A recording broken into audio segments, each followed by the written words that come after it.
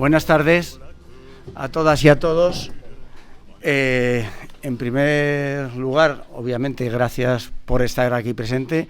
En segundo, y sorprendentemente, gracias por una extremada puntualidad, que en todos los actos, como el nivel de tolerancia es tan laxo, siempre nos encontramos. Por suerte, además, hoy tenemos una gran ventaja, que hoy no vamos, como siempre que se hacen actividades, agobiados por el tiempo. Tenemos tres personas, tres ponentes que van a poder explayarse tranquilamente en un tiempo razonable y además no hay ninguna otra mesa después. Esta asfixia la tendremos en las dos sesiones más que quedan, ¿no?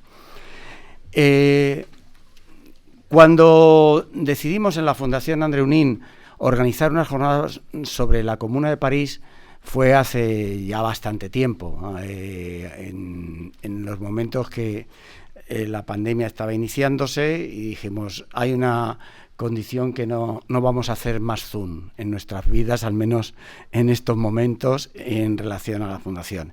Y queríamos que fuese un acto presencial, entonces que hubiese las condiciones para hacer un acto presencial, un acto donde pudiésemos contactar con todas vosotros y vosotros y poder charlar unos con otros, ¿no?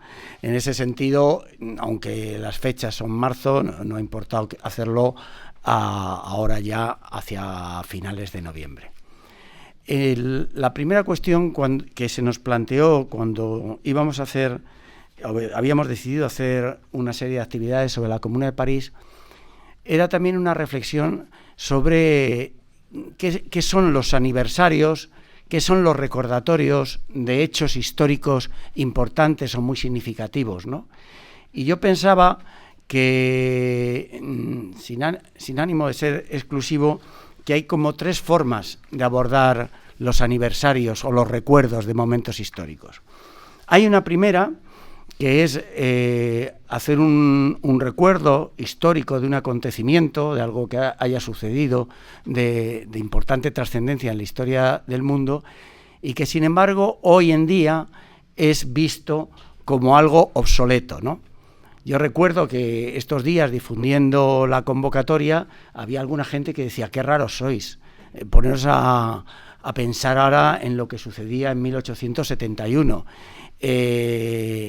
¿Qué pretendéis, no? O sea, buscáis impartirnos doctrina revolucionaria. Entonces yo creo que esta es una primera cuestión que se da demasiado normalmente, ¿no? Que cualquier recuerdo, aniversario, homenaje, retrospectivo, siempre hay una consideración del mismo con un cierto carácter peyorativo. Si esto es un tema de abuelos cebolletas, si esto es un tema de recuerdo de nuestros años gloriosos de militancia revolucionaria, o qué es, ¿no? Entonces yo creo que esta es una primera cuestión importante a retener, porque hace muy pocos días el periodista Isaías Lafuente, en la presentación de su libro sobre Clara Campoamor, decía una cosa: hay algo que no podemos permitirnos, que es que nos asesinen la memoria. Y yo creo que Isaías Lafuente en eso daba una clave, que yo creo que lo pensamos muchísima gente, por suerte en este país, que el tema de la memoria no es un tema del recuerdo, es un tema mucho más fundamental de nuestra constitución como sociedad, y que por eso se da una lucha tan virulenta alrededor de la memoria. Porque lo que hay detrás no es simplemente recuerdos, imágenes, experiencias de vida, sino hay algo más profundo que significa también un modelo de convivencia, un modelo de país, un modelo de relaciones sociales, en definitiva. Hay una segunda visión, que es los que toman un hecho histórico como el Talmud de la verdad. O sea, vamos a celebrar la Comuna y mañana salimos con las tropas confederadas a ocupar la Gran Vía y después Moncloa, si podemos, y además tiene que ser exactamente como sucedió en la época de la Comuna, organizados de esa manera, y digo la Comuna como podía ser la Revolución Rusa, la Revolución Española o cualquiera, o la Guerra a la Independencia en Latinoamérica.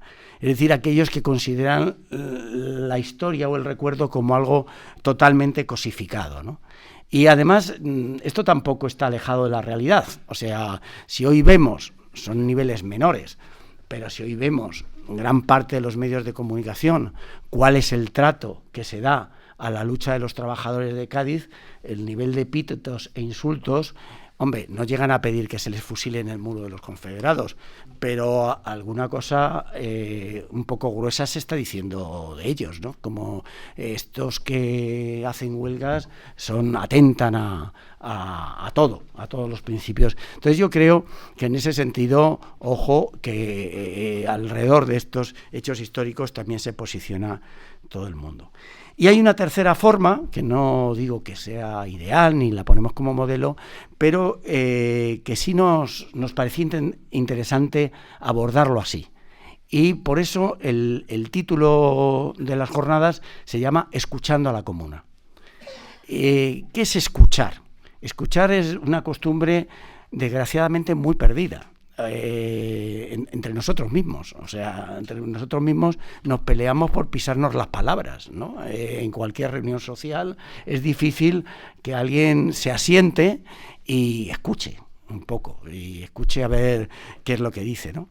Entonces, yo creo que el reivindicar la escucha es la reivindicación también de un modelo de relación extremadamente importante. A mí, la semana pasada di una charla en la Fundación Eugenio Granel en Santiago de Compostela y preparándola me encontré de pronto una nota de Eugenio Granel dirigida a Joaquín Maurín, no dirigida, en homenaje a Joaquín Maurín, donde tenía una frase que me dejó impactado. Decía: a más de un admirable orador y escritor, Maurín era un oidor no menos excepcional.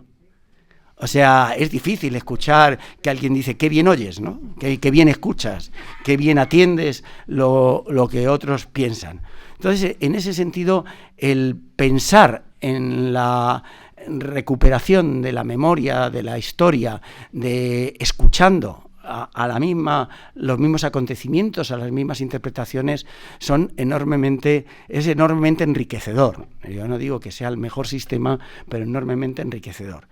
Es por ejemplo, significativo en relación a estos temas, por ejemplo, en un libro, tenemos la suerte de estar aquí con él, con José Luis Moreno Pestaña, hace una referencia a otro autor que es Asel Honneth, donde dice: construir un archivo histórico con el conjunto de experiencias de participación democrática, pues uno de los objetivos del status quo consiste en olvidarlos y distorsionarlos.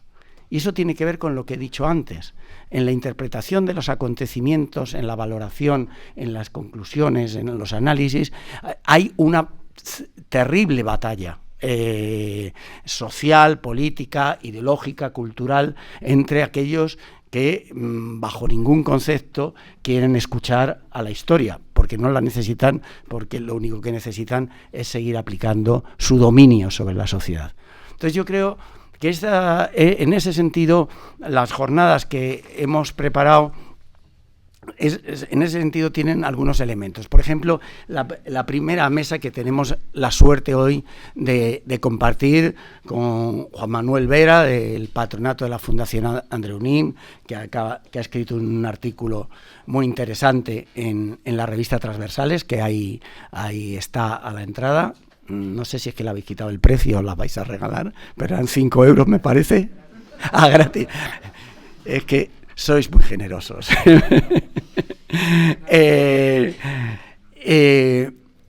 Montserrat Galcerán, que también la conocéis, catedrática de Filosofía de la Universidad Complutense, una mujer presente en todos los movimientos sociales madrileños, fue concejal en la anterior legislatura, una persona implicada permanentemente en las dinámicas ciudadanas de Madrid. Y luego José Luis Moreno Pestaña, profesor de Filosofía Moral de la Universidad de Granada y posiblemente uno de los pensadores más originales que en el último tiempo nos han llegado, que lo cual nos va a hacer y nos va a posibilitar un diálogo, una discusión enormemente interesante. Esta sería la primera mesa, la tenemos hoy, es la mesa de inauguración. Yo creo que vamos a participar y vamos a disfrutar mucho entre todos y todas. La segunda sesión, ya estás más agobiadas, es el viernes próximo en Traficante de Sueños y tiene dos partes. Uno, el análisis meramente o puramente del hecho histórico de la Comuna en el marco de las luchas sociales, de la lucha de la clase trabajadora, de la lucha de las mujeres, de la crisis del antiguo régimen y de los albores capitalistas, donde vamos a contar con Jaime Pastor, editor de Viento Sur, compañero también de la Fundación y referente histórico del movimiento anticapitalista español, y Sonia Turón, presidenta de la Fundación Anselmo Lorenzo, que también nos aportará una visión propia de la Comuna.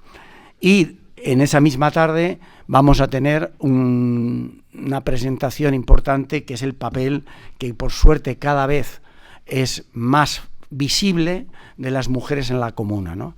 Y además de las mujeres en la Comuna, no solo como las petroleras, como las que estaban al pie de las barricadas o esto, sino también del pensamiento de las mujeres extraordinariamente revolucionario desde todo punto de vista, ¿no? Hay tanto Pilar Arias, secretaria de la Fundación, como Luis Miguel Sáenz, editor de la revista Transversales, como Ana Muiña, autora de un libro excelente sobre André Leó, nos plantearán el papel y el pensamiento profundo de las mujeres comuneras, ¿no? Y la tercera sesión, ahí cambiamos de escenario y nos vamos a la farándula, ¿no? Entonces nos vamos al Teatro del Barrio, y en el Teatro del Barrio va a haber dos cosas diferentes.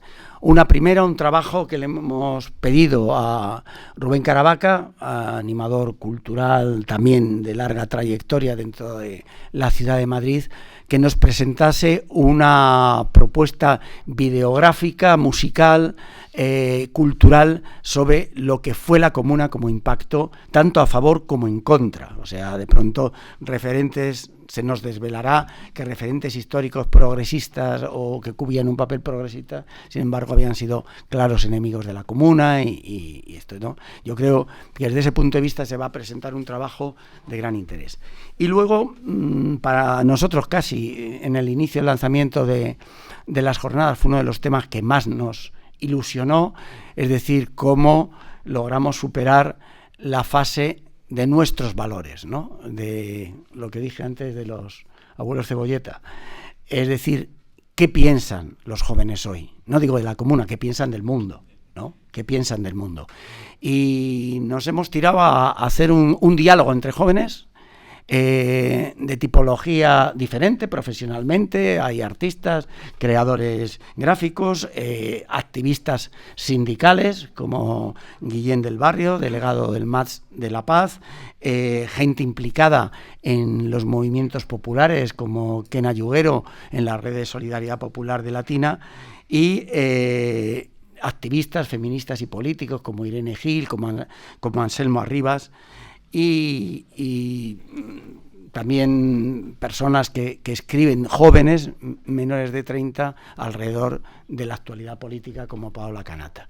Entonces, este es el conjunto del programa que tenemos. Nosotros creemos que es un programa atrayente, muy interesante, y ya yo he cubierto mi papel de hacer de presentador y anfitrión, y os dejo con Juanma Monse y José Luis para que presenten un poco esta discusión que es la comuna y los paradigmas políticos, ¿no? O sea, ¿qué podemos escuchar en el run run político de la comuna?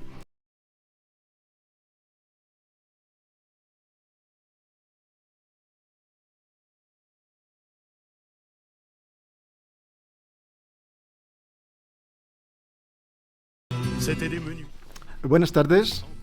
Pues bueno, yo voy a retomar el hilo de la presentación que ha hecho Enrique, porque cuando se realiza la conmemoración o una reflexión sobre unos acontecimientos históricos tan alejados en el tiempo como la Comuna de París de 1871, pues parece oportuno hacerse algunas preguntas que pueden parecer obvias, pero que tal vez no lo sean. La primera pregunta sería: ¿cuál es el contenido que nos hace considerar que estos hechos deben ser evocados? La segunda pregunta para mí sería: ¿por qué y para qué los conmemoramos? En definitiva, no qué escuchamos de la Comuna de París, sino qué queremos escuchar de la Comuna de París. Pues a dar respuesta a estas dos preguntas voy a dedicar mi intervención, que posiblemente va a ofrecer unas respuestas diferentes a las que a lo largo de estas jornadas, pues yo creo que van a ser plurales y por tanto va a haber distintas respuestas a estas preguntas. Bueno, empecemos por la referencia histórica. La caída del Segundo Imperio se produce el 4 de septiembre de 1870. El 18 de marzo, en un París asediado por las tropas prusianas, se produce el levantamiento espontáneo del pueblo de París ante el intento del gobierno de desarmar a la Guardia Nacional. El 28 de marzo se proclama la Comuna y se desarrolla una experiencia de gobierno autónomo de París frente a la Asamblea Nacional y el gobierno de Thiers, que culminó 72 días después con el aplastamiento violento durante la llamada Semana Sangrienta. Pues bien, para evaluar el significado de la Comuna de París y la función que ha cumplido en los paradigmas políticos de la izquierda revolucionaria, me parece que lo primero es que no se deben olvidar los hechos históricos reales, pues a veces las imágenes construidas en referencia a los mismos son mucho menos transparentes de cómo se presentan y se produce una fuerte disociación entre el discurso político sobre el acontecimiento y su historicidad. La interpretación de la Comuna, con las categorías utilizadas por el marxismo y también por el anarquismo en las décadas posteriores a 1871, proyectó unas visiones sociales que probablemente son muy distintas de aquellas que tenían sus protagonistas. Y por otro lado tenemos que, siguiendo al historiador Henri Lefebvre, destacar la propia complejidad de la Comuna. La Comuna es un acontecimiento complejo en el cual, por una parte, tenemos un componente patriótico y nacional de revuelta contra la ocupación extranjera, la ocupación prusiana. Tenemos un componente federalista, republicano, de rechazo al Estado centralista, bonapartista y parasitario. Tenemos un componente socializante y antioligárquico, y junto a esos tres elementos hay otros dos que me parecen relevantes. Uno de ellos es el componente anticlerical y el otro es la reclamación del autogobierno de París. Probablemente todos estos niveles, considerados conjuntamente, pues nos acercarían a la esencia del acontecimiento, es decir, a las acciones y motivaciones que tenían sus protagonistas. Porque, por supuesto, la primera cuestión relevante sobre la Comuna es que nunca podemos perder de vista que estamos refiriéndonos a una época con un imaginario político-social muy diferente del actual. Y nos encontramos con hechos protagonizados por personas que ya fuera en su condición de testigos o de participantes, pues tenían unas referencias bastante diferentes a las actuales. Los participantes en la Comuna eran jacobinos, neojacobinos más bien, partidarios de Blanqui, proudhonianos, incluso había una minoría de partidarios de la Primera Internacional. Y todos ellos fueron construyendo, después de los acontecimientos, sus propios relatos como una visión que prolongaba su evolución, digamos, ideológica, que estaba muy marcada por las revoluciones francesas de 1789, de 1830 y de 1848. Y además, esa lectura que se hizo a posteriori de los acontecimientos también estuvo muy influido por la decantación que se produce a partir de la década de 1880, en que unos se dirigen hacia el republicanismo federalista, otros hacia el marxismo y otros hacia el anarquismo, ya fuera en su forma de comunismo libertario o de colectivismo anarcosindicalista. Y es que ocurre que los hechos históricos no nos llegan nunca en un estado virgen, sino después de mucha manufactura, después de haber sido objeto de fuertes interpretaciones, que en el caso de la Comuna, además, tienen una enorme carga de significaciones, ya que la Comuna se convirtió en un episodio histórico ejemplar en las décadas posteriores, tanto para el marxismo como para el anarquismo. Y desde ahí empezaban los problemas de interpretación. ¿Estábamos ante la última revolución plebeya, a continuación de los otros movimientos revolucionarios franceses del siglo XIX? ¿O estábamos ante la primera revolución socialista y proletaria de la historia?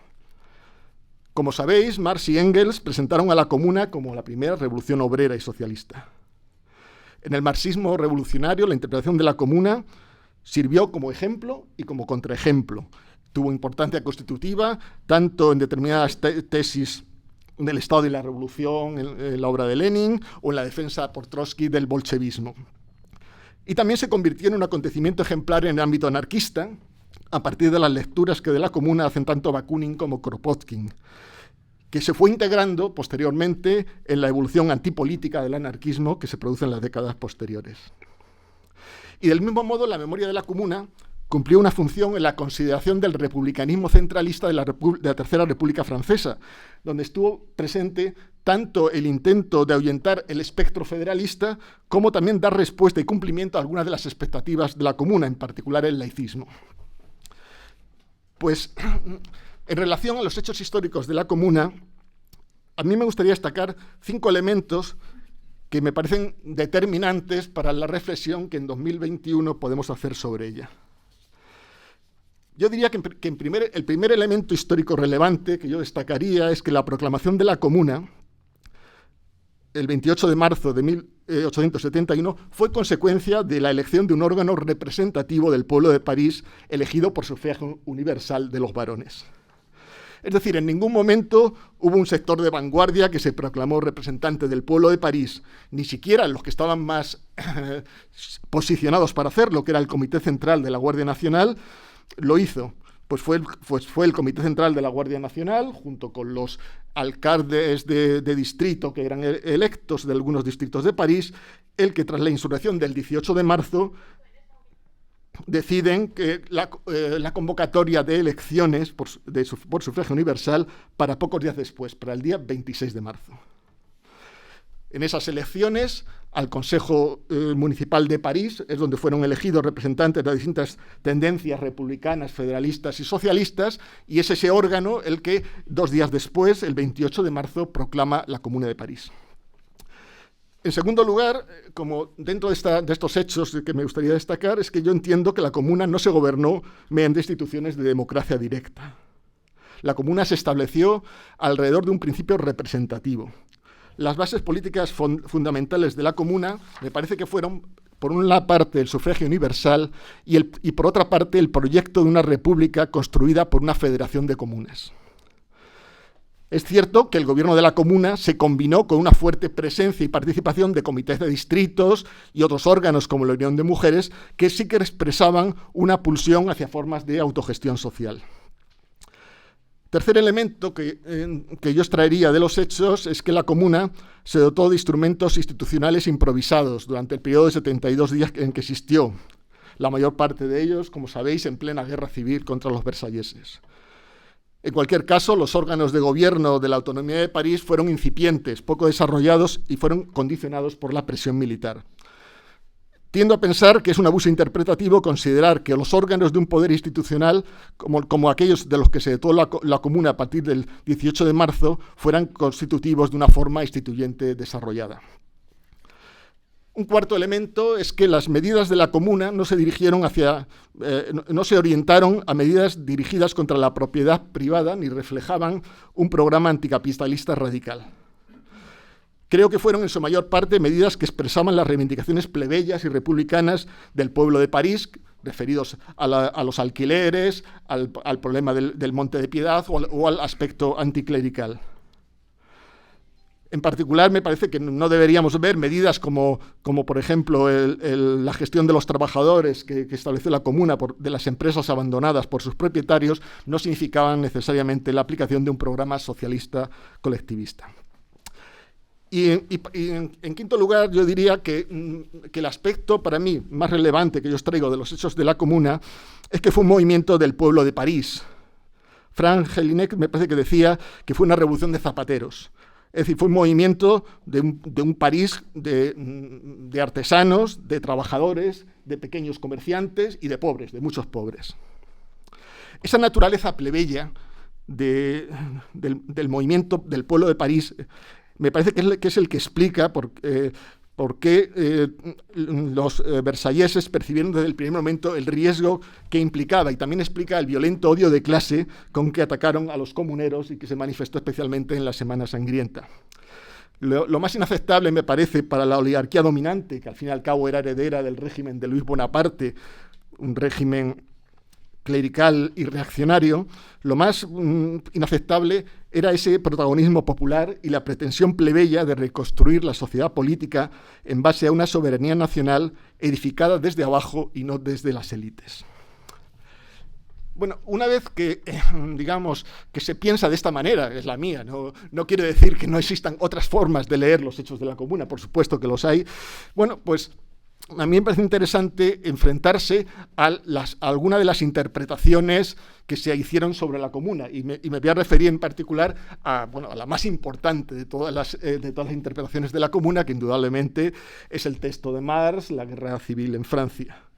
Este texto fue publicado como manifiesto del Consejo General de la Asociación Internacional de Trabajadores, y tiene una historia curiosa, porque la verdad es que a Marx le encargaron el texto y no lo acabó a tiempo, por así decirlo. Es decir, que la AIT no produjo mientras duró la Comuna una orientación hacia sus miembros. Es decir, los miembros de la AIT en París, pues cada uno pues defendió lo que consideraron, pero no hubo una orientación por ahí.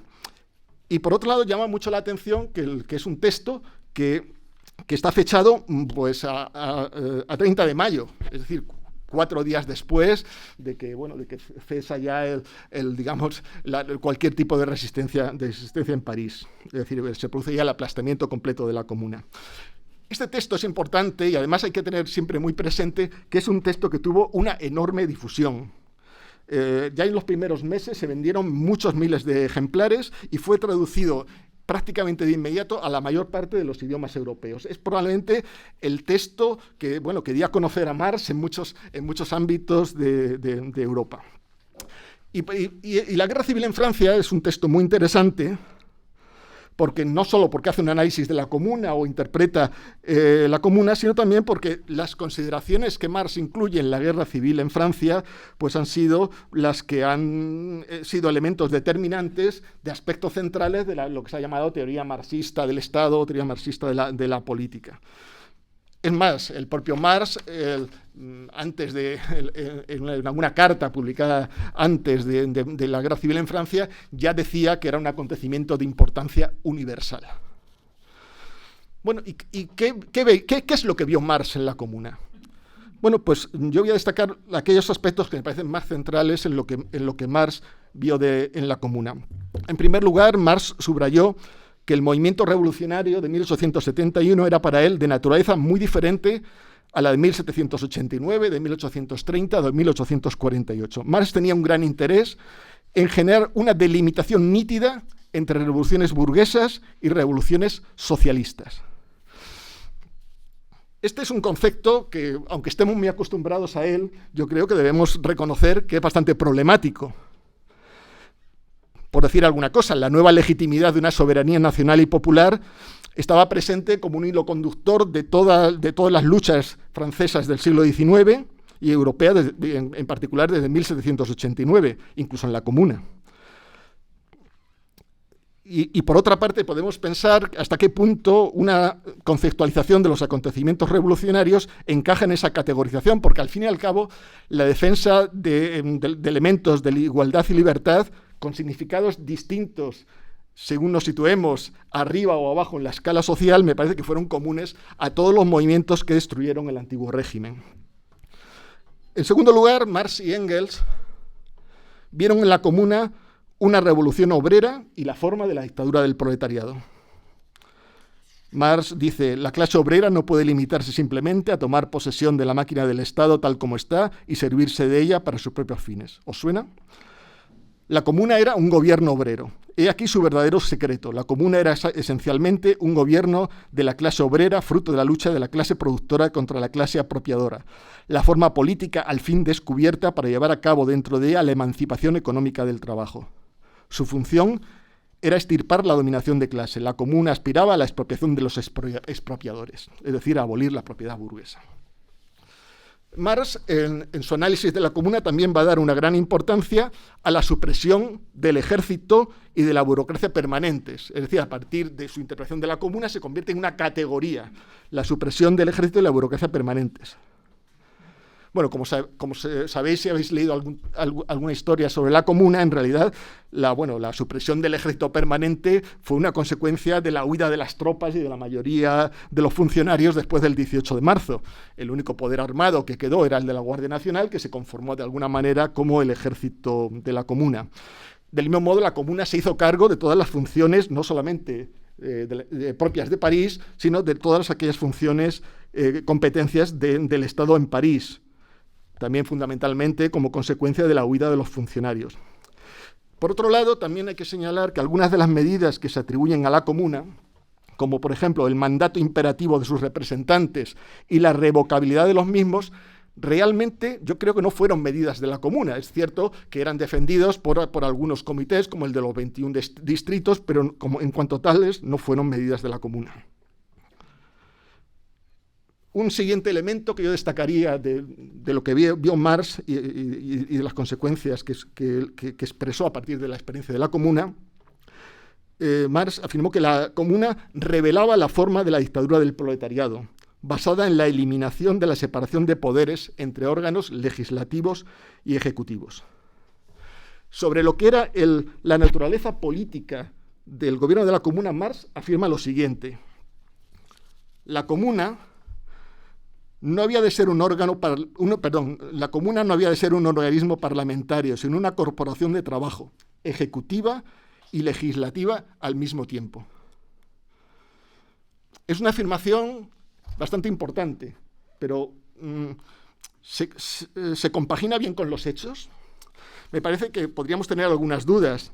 En primer lugar, los representantes electos del Consejo de la Comuna, ya he dicho que tenían distintas concepciones políticas y, de hecho, existieron discrepancias y enfrentamientos entre los distintos bloques de consejeros y se resolvían normalmente por mayoría de los consejeros electos, es decir, que tenía una cierta naturaleza semiparlamentaria ese Consejo de la Comuna. En segundo lugar, me parece que hay que tener presente que el Consejo de la Comuna generó inmediatamente una cierta estructura ejecutiva que respondía ante el órgano legislativo. De hecho, nombró delegados de las comisiones ejecutivas de naturaleza ministerial de los que se hizo cargo y efectuó los nombramientos. También se formó un comité ejecutivo, que en abril pasó a estar compuesto por los delegados de las distintas comisiones, y finalmente, en mayo, con la oposición de los consejeros de la Primera Internacional, se formó un comité de salvación pública que era evidentemente de naturaleza ejecutiva, un órgano de naturaleza ejecutiva. Finalmente, me parece que el último elemento que yo destacaría de las consecuencias que extrae Marx de la Comuna es la consolidación de una teoría sobre la extinción del Estado y el fin de la política. Y me parece que todo esto fue muy influenciado por su interpretación de la Comuna. En el marxismo y también en el anarquismo parece pues la creencia en la posibilidad de una administración de las cosas que pueda sustituir a un gobierno explícito y conflictual por parte de los seres humanos.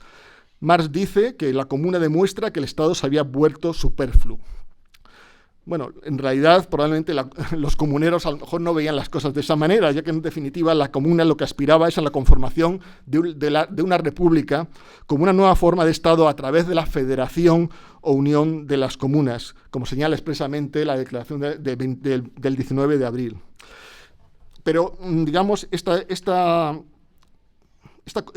consecuencia que extrae Marx es particularmente importante porque, bueno, muestra una cierta confusión entre la noción de un decaimiento del Estado como cuerpo separado y parásito y la noción de desaparición de la política en favor de una simple administración de las cosas y de lo social.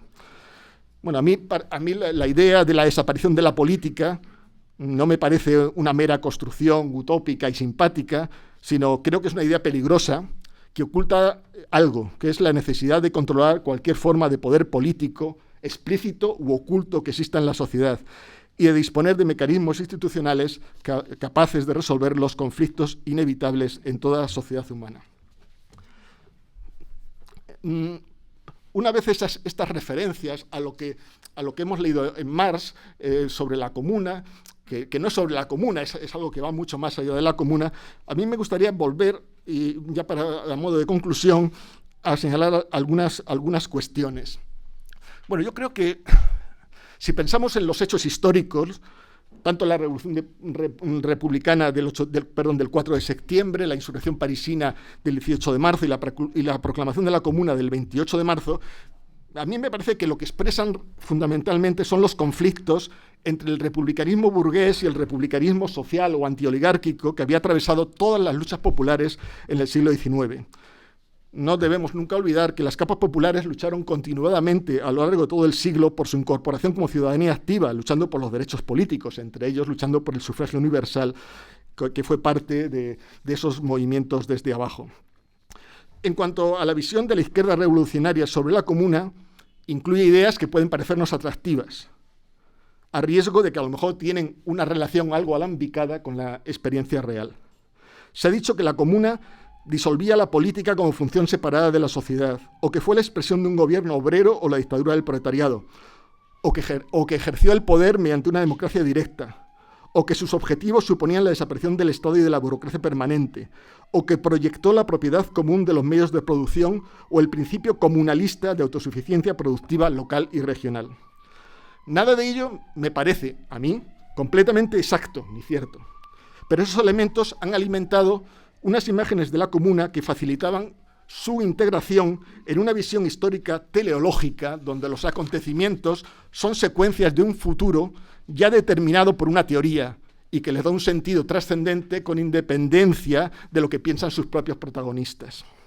En definitiva, que forma parte, que debe ser entendida en el marco de una ley histórica. Y el anarquismo, presa de su negación de la política, me parece que se negó a ver en la experiencia de la comuna lo más esencial de la misma, que era su naturaleza de proceso de lucha popular por el poder político. La socialdemocracia que se consolidaría en décadas posteriores entendió la comuna como una experiencia radical que consideró ajena a la organicidad del socialismo de la sociedad industrial y pretendió que se olvidara. El leninismo, por su parte, elaboró una visión de la comuna capaz de servir como ejemplo y como contraejemplo para su pretensión de construir partidos de vanguardia y su defensa del estatalismo. Pues ya para terminar, me gustaría referirme a cuál es la respuesta de qué quiero escuchar yo de la Comuna de París. Para mí, la Comuna es un acontecimiento histórico que me parece indispensable para entender los movimientos emancipatorios modernos. Porque entre sus múltiples aristas, me parece que incluyen cuestiones tan vigentes como la posibilidad de emergencia de un poder desde abajo, como la pugna entre la herencia jacobina y los procesos de autoorganización social, o la dialéctica entre lo nacional y los movimientos sociales. Desde esa perspectiva, me parece que la comuna es una fuente que nos ayuda a reflexionar sobre el problema de la política, es decir, de la institución total de la sociedad. La historia no es simplemente un catálogo de los hechos históricos, sino su interpretación actual en función de la visión que tenemos de la época en que vivimos. Ello nos exige olvidar muchas de las ideas recibidas sobre la comuna y buscar en sus voces lo que enlaza con nuestras necesidades actuales. Y para mí, lo esencial, la actualidad de la comuna reside en que fue un movimiento de los de abajo frente a las oligarquías dominantes. Nada más, muchas gracias. Pues antes que nada, muchas gracias por la invitación. Realmente es un honor estar aquí, un gusto, además con tantísimos escuchantes. dispuestos a reinterpretar la Comuna, porque supongo que la gran mayoría de vosotros y de vosotras habréis leído montones de cosas, o al menos os sonará de lo que estamos hablando. El título de la sesión, que es una reflexión sobre el modelo político que supuso la Comuna y los actuales paradigmas, sin duda sugerente, pero complejo, como ya también se ha puesto de manifiesto en la presentación y en la contribución anterior, ¿no? Porque nos podríamos preguntar, ¿hay algún paralelismo entre la Comuna de 1871 en la Francia del Segundo Imperio y la situación actual en un país como el nuestro, sur de Europa, tras la globalización, la crisis, la pandemia, y etcétera, etcétera? O entre un momento histórico como ese, que está situado al inicio de lo que podríamos llamar el capitalismo industrial, fordista, desarrollado, y nuestra época, que casi está como al final de todo eso, por no decir que después. Queda todavía algo por decir, porque se ha dicho muchísimo sobre la Comuna, la bibliografía es inmensa y hay relatos, como bien se ha señalado. Casi todos los supervivientes de la Comuna escribieron su propio relato, ¿no? Mi experiencia en la Comuna, los años de la Comuna, mi participación en la Comuna, etcétera, etcétera, ¿no? Por tanto, hay mucha documentación, ¿no? Yo querría empezar por donde ha terminado mi compañero, con la lectura de Marx, ¿no? Sobre todo con lo que yo entiendo que es fundamental en su lectura, aparte de lo que él ha comentado. Marx dice que lo más importante de la Comuna fue su existencia en acción. En el texto preparatorio al que tú te referías, dice: es un pueblo que se gobierna a sí mismo. Podríamos decir, bueno, ¿qué se entienda por un pueblo que se gobierna a sí mismo? ¿Qué significa su existencia en acción? Yo entiendo que el hecho de que existiera, o sea, que lo que Marx destaca ahí es el hecho de que existiera, de que miles de personas, sin ninguna o poca formación política, porque ninguno de ellos era un funcionario del Estado, sin esa formación, gente de base, gente del pueblo, artesanos, zapateros, costureras, lavanderas, criadas, profesoras, que toda esta gente se pusiera en marcha y construyera un germen de instituciones políticas, muy germen, porque duró, como se ha dicho, 2 meses y medio, que permitiera funcionar la sociedad y funcionar y autoorganizar la ciudad. Yo creo que es a eso a lo que se refiere. Es decir, o al menos es lo que a mí me resulta más importante de la Comuna. Es decir, frente a todos aquellos que todavía hoy dicen la gente del pueblo no se puede gobernar porque no sabe, porque son ignorantes, porque son zafios, porque son estúpidos, porque no se saben la ley, etcétera, etcétera. Yo creo que Marx valora en la Comuna, y yo estoy de acuerdo, o al menos yo lo leo de esa manera, la capacidad que todos los seres humanos tenemos para autogobernarnos, hablando después de qué puede significar tal cosa, pero en cualquier caso, bajo ese ejemplo. No necesitamos gobiernos externos, sino podemos autogobernarnos. Además, en una situación muy difícil, como se sabe, el ejército prusiano que asediaba la ciudad, y además la huida de los enemigos a Versalles, ¿no? De todas las autoridades públicas y políticas, incluso los funcionarios a Versalles. Supongo que sabéis de qué va un poco la cosa, pero muy resumidamente, aunque la próxima sesión seguro que Jaime se va a detener con montones de detalles históricos, pero para que os hagáis una idea, ¿no? Sucintamente baste con decir que en plena guerra franco-prusiana, que es la guerra entre Napoleón III y Bismarck, fundamentalmente el ejército francés y el ejército alemán, y tras varios meses de asedio, la derrota de Sedan, que sabéis que fue una derrota total, y la captura de Napoleón III por parte de los prusianos sanciona el fin del Segundo Imperio. En ese momento, cuando cae el imperio, se proclama la República. ¿Qué república? Pues lo primero que a uno se le viene a la cabeza, ¿no? ¿Quién proclama la República? ¿Qué república? Su presidente es Thiers, que es un señor que era, digamos, antimonárquico, pero, pues bueno, de los sectores como más reaccionarios, por decirlo así, dentro de lo que sería el mapa político del momento. Él acuerda en la negociación con Bismarck una cuantiosa indemnización, pero aplaza el pago de la indemnización a la caída de París. Por tanto, es fundamental que París no resista, porque es la manera de que la guerra se termine y se pueda empezar a pagar el dinero que Bismarck exige. En este momento la ciudad se rebela. La Guardia Nacional, que era un cuerpo de guardia, un cuerpo militar, pero cuyos cargos, cuyos oficiales eran elegidos directamente por los soldados, luego entraremos un poco en el tema de la democracia directa, pero a mí me parece que este dato es importante. La Guardia Nacional defiende los cañones, que eran unos 400 en la ciudad de París, frente a la intención por parte del ejército al mando, digamos el ejército leal a la República o fiel a la República, de ampararse de esos cañones. En su texto, Lefebvre señala que eso es una provocación que hace el ejército para justamente quitar esos cañones e impedir que París se mantenga. Y hay todo un capítulo en el cual va contando: a las 8 de la mañana entran por no sé dónde, a las 8:30 van a tomar no sé cuántos, a las 9 pasa esto, a las 9:30, y así. Es un capítulo desde mi punto de vista muy interesante, pero en el cual se ve cómo realmente hay como una estrategia por parte de los militares que defienden a las tropas republicanas, ponerlo entre comillas, porque la República se acababa de proclamar, o pocos meses antes, para dejar a Madrid sin defensa.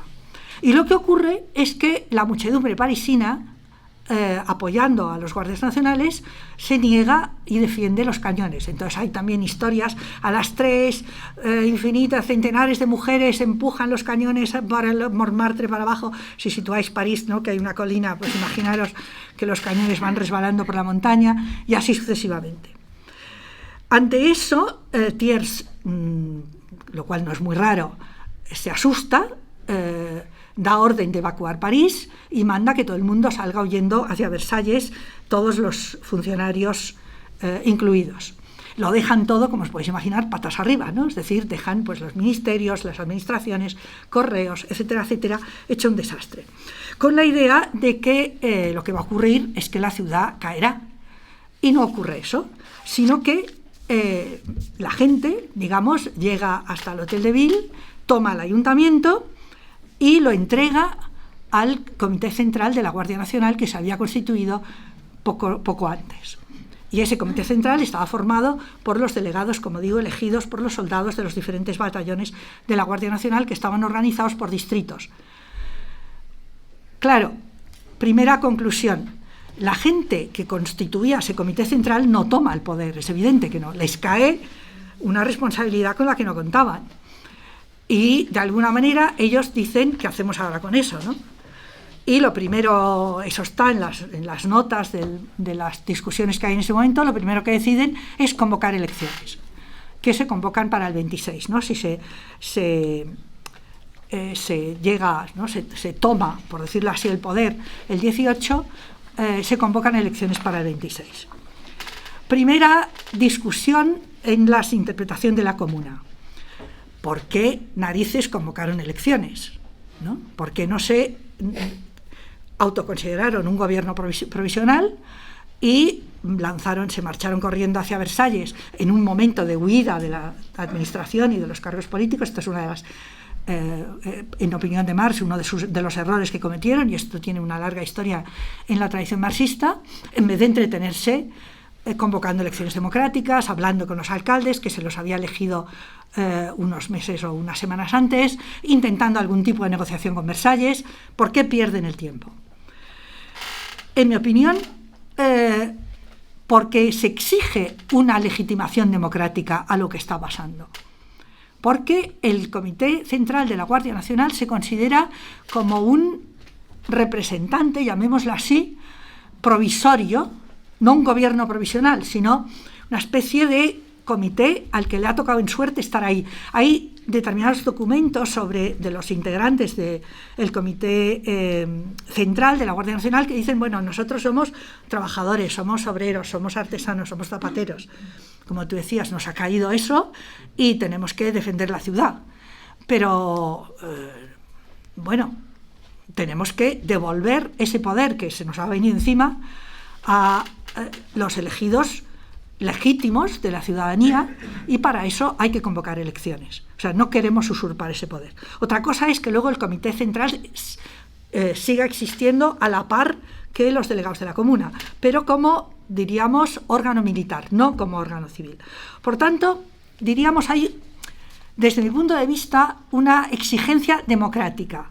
Hay quien puede llamarlo un democratismo excesivo, pero a mí me parece que hay un respeto por la legalidad democrática. Y ahí entraría un poco en discusión con mi compañero. No porque esa democracia se entienda de un modo representativo, no porque la gente elegida sean representantes de la población, sino porque son delegados del pueblo, que es un poco diferente. O sea, un representante, y actualmente lo vemos, bueno, o al menos yo he tenido desgraciadamente esa experiencia, supongo que algunos de vosotros también, un representante se considera propietario de su acta, excepto en el momento en que le eligen, que tiene que dar cuentas, luego tiene 4 años o 6, depende de los periodos electorales, para hacer lo que le dé la gana sin dar cuentas a nadie.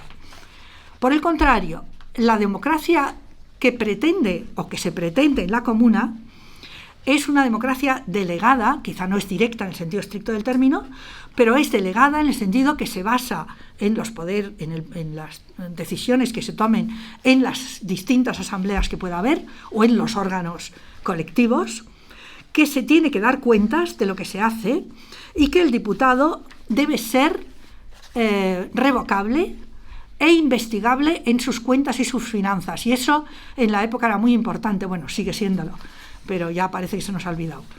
Es decir, el delegado tiene que poder ser investigable. ¿Qué dinero cobra? ¿Dónde lo tiene? ¿Qué hace con él? ¿Qué ha hecho con los dineros públicos? No puede ser simplemente un representante en el sentido de que haga lo que le dé la gana, sino que en todo momento tiene que estar sometido a la, podríamos decir, a la voluntad popular, que puede revocarle si no se atiene a las consecuencias, ¿no? Es decir, podríamos decir que a lo mejor no es una democracia directa, pero sí es una democracia real. Es una democracia en acto, en la cual se pueden pedir y se deben pedir responsabilidades a los delegados. Y eso yo entiendo, leyendo los documentos del momento, yo entiendo que se mantiene prácticamente hasta el final, cuando se impone la elección del documento, de la... ¿cómo se llama?, el Comité de Salud Pública o el Comité de Salvación Pública, que lo impone sobre todo el sector blanquista de la comuna, recordando la Comuna de París del año 92-93. Si lo tenéis un poco en la cabeza, la Revolución Francesa empieza en 1789, pero en el 92 hay una insurrección y se construye la Comuna de París, y es 1 año y medio más o menos, ¿no? Por tanto, un poco con esa idea, ya cuando la comuna está muy al final, se impone ese comité de salud pública por parte de la mayoría frente a la minoría, porque hay varias reuniones, no llegan a un acuerdo y al final se impone, ¿no? Eso no significa que los comuneros fueran homogéneos, sino que eran extraordinariamente heterogéneos. Los había admiradores de la Comuna de 1793, que blanquistas, Lefebvre dice que eran unos conspiradores incorregibles, y una gente que le iba lo de la conspiración, que además eran auténticos maestros en las conspiraciones, no tenían mucha tontería teórica en su cabeza, pero la cosa de la conspiración pues se les daba muy bien, y unos insurreccionalistas. Estaban los prudonianos, algunos de los cuales formaban parte de la Primera Internacional y otros no tanto, los socialistas o socializantes, que también los había de diferentes tipos, los anarquistas, los miembros de la Internacional más ligados a Marx, como Longuet o Frenkel, y luego había un sector importante que también el próximo día o en la siguiente sesión aparecerá, que es el de los artistas, bohemios, periodistas, gente de mal vivir, que se suman a este tipo de cosas y que forman parte de los segmentos plebeyos de toda ciudad, ¿no? En cualquier insurrección o revolución, llamadlo como queráis, urbano, en el siglo XX e inclusive en el siglo XXI, aparece esta gente. Aparecieron en el 15M, si recordáis, aparecen en el 1968, es decir, aparecen en la Revolución Bolchevique de 1917, es decir, hay todo un sector de la farándula que es enormemente importante en todos estos acontecimientos y que le da frescor, estética, panfletos, pintura, obra, etcétera, ¿no? No olvidéis que Courbet el gran pintor, fue miembro de la Comuna y delegado de artes, ¿no? Y además se lo hicieron pagar muy duramente. Por tanto, yo diría, o desde mi punto de vista, el que sea una democracia real, un pueblo que se autogobierna incipientemente, porque realmente dura poco, pero que es capaz de crear formas de autoorganización de cierto corte institucional, porque es evidente que tiene que ser así, me parece uno de los rasgos más importantes de la Comuna, y que es algo, y ahí sí estaría de acuerdo con mi compañero, que el famoso lema de dictadura del proletariado, pues a lo mejor lo ha interpretado de una manera que no es la más adecuada, o al menos que desde mi punto de vista no es la más adecuada. Hay otro punto que me parece muy importante, que se trata de un gobierno de la ciudad, es la ciudad la que se organiza. Por tanto, hay un rasgo municipal, si queréis municipalista, en esa comuna. Ahí quería leeros un texto del Journal Officiel cuando dice: París defiende el derecho imprescriptible de toda ciudad, como de todo país, a administrarse a sí mismo, a dirigir los actos de su vida interior municipal, dejando al gobierno central la administración general y la dirección política del país. Es decir, no se trata de un modelo estatalista, sino de un modelo, podríamos llamar, comunal, municipal, etcétera, ¿no? Ítem más, cuando esta idea de la autoorganización municipal, de que una ciudad tiene que ser autonómica y que tiene que tener derecho a su autonomía, forma parte del pensamiento republicano. No sé si es un eco de la Comuna o muestra del ideario republicano compartido en esa época, pero a mí me llamó poderosamente la atención cuando lo leí que en la Constitución de la Primera República Española se reproduzca literalmente la formulación sobre el reparto de poder entre poder, región y Estado que encontramos en la proclamación de la Comuna de París. En el artículo 40 de la Constitución de 1833, la Constitución Española de 1833, se dice: todo lo individual es de la pura competencia del individuo, todo lo municipal es del municipio, todo lo regional es del Estado y todo lo nacional es de la federación de comunas o municipios que se supone que constituyen una nación, por decirlo así, ¿no? Y que podría prolongarse hasta una república universal, que es otra idea muy en este momento. Y me chocó porque Beslé, que era el presidente de la Comuna, en su discurso de proclamación de la Comuna, dice lo siguiente, no sé si veréis la semejanza: el municipio se ocupará de todo lo que es local, el departamento de lo que es regional y el gobierno de lo que es nacional. Yo creo que se ve, ¿no? Es decir, el pensamiento republicano piensa que podrá darse una federación de comunas porque los municipios se autoorganizarán y se federarán entre sí, y esa es una idea que luego también el pensamiento anarquista recoge. Quería destacar, para no extenderme demasiado, la presencia de las mujeres. Va a haber una sesión también sobre el tema de las mujeres, porque es un tema que algunas de las interpretaciones más clásicas no han destacado y que cada vez se ve como más importantes. Ahí se crea la Unión de Mujeres para la Defensa de la Comuna y el Cuidado de los Heridos, entre otras por Louise Michel, que sabéis que luego fue una anarquista muy importante, y Elisabeth Dmitriev, que formaba parte de la Internacional y era corresponsal de Marx en esa época. Y esta organización surge como respuesta al llamamiento de las mujeres de Versalles por la paz. Y esto os puede llamar la atención. Es decir, es sabido que ante la proclamación de la Comuna, muchas mujeres de clase alta huyeron a Versalles. Y entonces lanzaron ese manifiesto por la paz para que cesara la insurrección en París y se estableciera como una especie de armisticio. Y las comuneras rechazaron ese llamamiento y acusaron a sus defensoras de reaccionarias. Es decir, ellas entendían que lo que se estaba pidiendo era que París se rindiera y ellas no querían, consideraban que no debían rendirse. Es decir, entendían, y eso me parece importante porque algunas veces se dice que el feminismo contemporáneo está muy atravesado por polémicas entre las mujeres y que todas somos mujeres y por tanto todas formamos parte de algo así como de lo mismo. Y a mí me parece que es importante recordar que ya en su momento hubo mujeres que no se sentían, podríamos decir, amigas de mujeres de otra clase, sobre todo de mujeres tan espantosas como las mujeres de Versalles, que se entretenían en meter las puntas de las sombrillas en las cuencas de los ojos de los fusilados. O sea, poca alianza vas a tener con semejantes especímenes, ¿no? Entonces, a mí me parece que desde este punto de vista también es interesante ver que las mujeres comuneras son mujeres que toman partido por la comuna de una manera muy clara, y son mujeres del pueblo, son mujeres, pues eso, como he dicho antes, mujeres trabajadoras, artesanas, etcétera, ¿no? ¿Qué es lo que hicieron? Aparte de estar en las barricadas, que algunas de ellas estuvieron, como Louise Michel, lo primero de lo que se ocupó la Unión de Mujeres era de crear servicios de enfermería, poner en marcha un hospital, crear servicios de alimentación, recoger a los heridos en los frentes de batalla y llevarlos a la retaguardia. Y los textos de la comuna dicen no solamente a los comuneros, sino también a los del otro lado, es decir, a heridos de las tropas de Versalles, pero que los recogían y los llevaban a los hospitales, ¿no? Cosa que también fue discutida, porque hubo quien dijo, mientras a los nuestros en Versalles los matan, aquí nuestras mujeres los recogen. Y ellas decían, ¿por qué nosotras vamos a recoger y a curar a los heridos, independientemente de qué lado sea? En estas tareas colaboraban mujeres de todo tipo, en función de, pues eso, buscando a sus parientes, a sus padres, a sus hermanos, a sus hijos, etcétera, etcétera. Desafiando la división entre público y privado, que es algo que también el feminismo contemporáneo ha recogido. Es decir, como que las mujeres partimos también de nuestra situación a la hora de enfrentarse a las luchas, ¿no?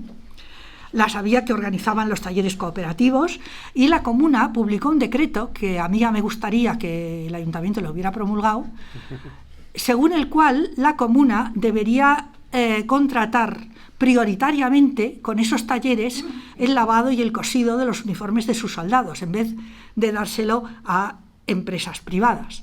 Es decir, una muestra de cómo esas protoorganizaciones pueden construir, podríamos decir, un tejido social que se proteja, que se mantenga, que se propicie y que atienda a la supervivencia del común.